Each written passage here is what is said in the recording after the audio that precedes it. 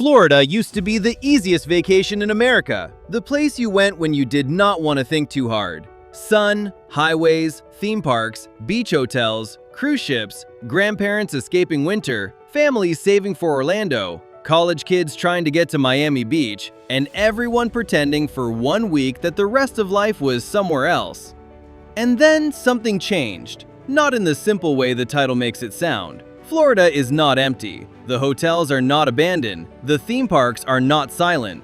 In 2025, the state welcomed about 143.3 million visitors, another record year. So the real question is not why nobody visits Florida anymore. The question is why a place this full can still feel like it is losing the easy vacation feeling people came there to buy.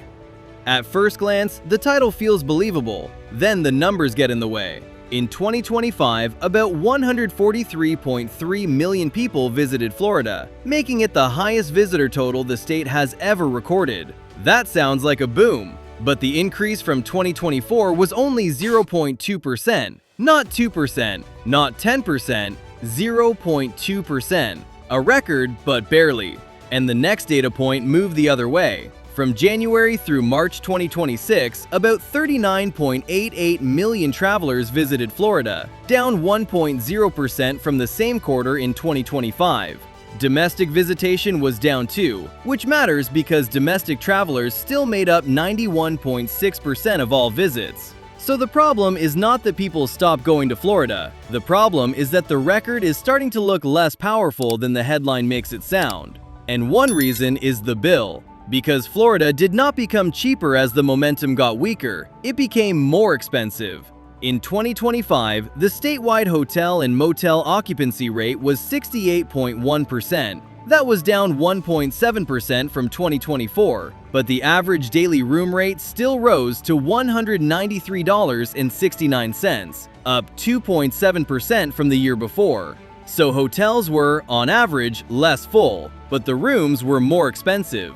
In Orlando's Orange County, short-term lodging carries a 6% tourist development tax, and the guest pays it. On Florida's average hotel rate of $193.69, that tax alone adds about $11.62 per night before the other taxes and fees even start. Then comes the car. At Walt Disney World, standard theme park parking is $35 per day. Preferred parking can be $50, $55, or $60 per day, depending on the date. At Universal Orlando, regular self-parking is $35 at the toll plaza, or $32 if it is prepaid before arrival. Prime self-parking runs from $50 to $60. That is where Florida starts to feel different. Not on the postcard, but at the counter, the parking gate, and the final bill. Not because there is suddenly nothing to do, because the same trip now asks a different question.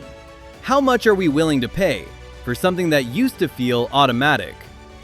The other problem is whether the thing you paid for is actually there when you arrive.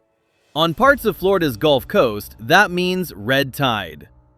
Florida red tide is caused by Karenia brevis, an algae species that can produce toxins. NOAA says those toxins can get into the air near beaches and cause respiratory illness. They can build up in shellfish, force shellfish harvest closures, and kill fish, turtles, birds, and marine mammals. And NOAA notes that blooms are patchy, which means one beach can feel different from another beach. And the same beach can change during the day. That last detail matters for a traveler, because you are not booking Florida. You are booking a specific week in a specific hotel near a specific beach. And if that beach has dead fish, irritated eyes, coughing, warnings, or bad water conditions during that week, the fact that another beach 2 counties away is fine does not save your trip. That does not mean every Florida beach is ruined.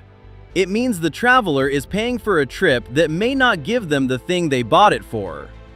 But this cannot be told as one simple collapse story. Florida is not failing everywhere at once. Orlando welcomed 76.7 million visitors in 2025, the highest total in its history, and remained the most visited destination in the United States.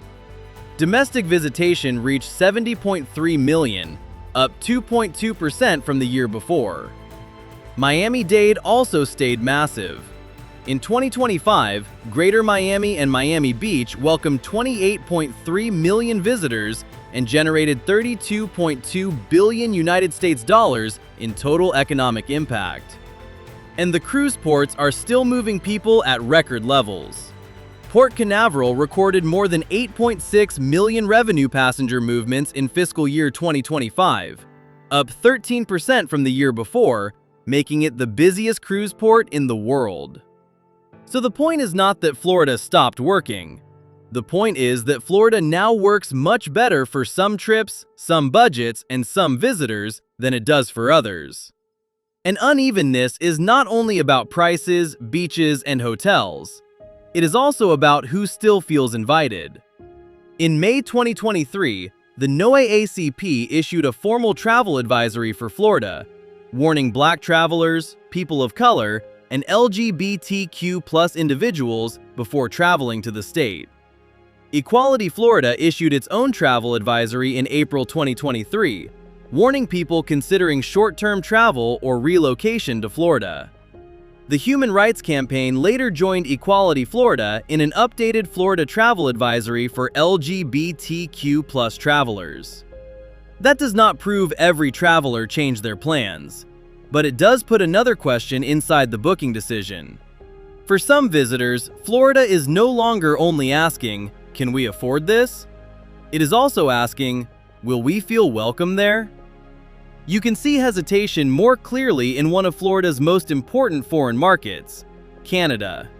In 2025, Florida received about 2.9 million Canadian visitors, down 14.7% from 2024, which is exactly the kind of market Florida used to be able to count on. And this was not only a Florida issue. Statistics Canada reported that United States-bound transborder traffic made up a smaller share of screened airport passengers through 2025 and into 2026 than it had a year earlier. So again, the point is not that everyone stopped coming. The point is that Florida has to work harder for travelers it used to be able to count on more easily.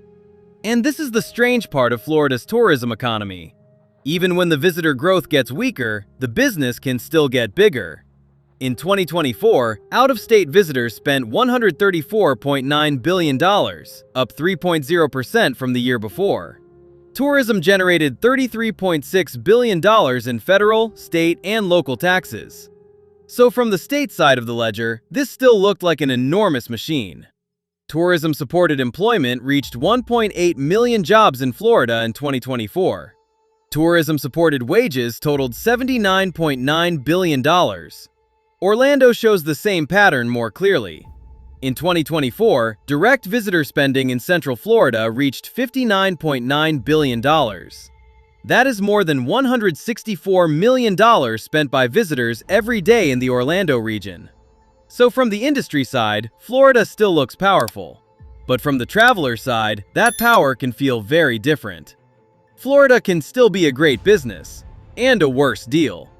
And there is one more layer under all of this. Those 1.8 million tourism-supported jobs are not just an industry statistic. They are people who have to live year-round in the same state visitors are paying more and more to experience for 1 week. The University of Florida's 2025 rental market study found that nearly 905,000 low-income renter households in Florida were cost-burdened, meaning they paid more than 40% of their income toward rent. The study also found that 73% of renters earning below 60% of area median income were cost-burdened. Florida's median gross rent rose from $1,238 in 2019 to $1,719 in 2023, a 39% increase. Before the worker even gets to the job that keeps the vacation economy running. That matters because tourism is not just beaches and roller coasters, it is staffing. And when the place becomes more expensive for visitors and harder to live in for workers, the old vacation model starts to look less stable. That is why the answer is not that nobody visits Florida anymore. It is just no longer the easy yes it used to be.